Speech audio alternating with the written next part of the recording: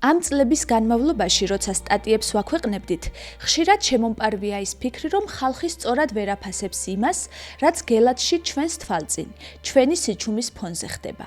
შეუძლებელია ეს მხოლოდ ამინდს დაბრალდეს. მე-12 საუკუნიდან მოყოლებული წარმოიდგინეთ, რამდენჯერ წვიმდა გადაუღებლად გელათის თავზე.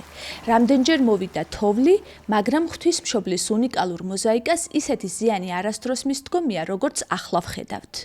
და მაინც, ვიღაცებს ალბათ გონიათ, რადგან ტაძარი ფიზიკურად დგას, სანერვიულოც არაფერია.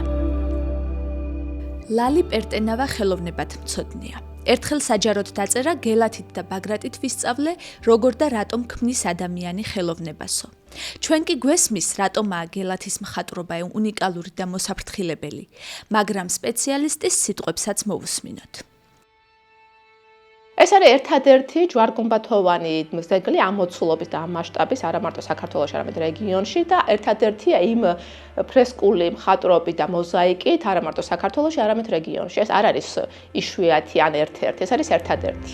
ხატულობა და მოზაიკა, რომელიც გელათის ღვთისმშობლის ტაძარში არსებობს, არის იგივე ისტორიული მნიშვნელობის და ღირებულების მატარებელი, როგორიც იყო მაგ დროს წამყვანი იმპერიის ბიზანტიის მოზაიკა. გონია, რომ იმხელა დატვირთვა აქვს ამ ძეგლს თავისი მნიშვნელობით სახელმწიფოს უტოლდება. ეს არის სახელმწიფო ღირსება და სიმბოლიკა. ალეგორია კი არ არის ჩემთვის. ზუსტად ვიცი, რომ გელათი თუ მოკვდება საქართველო.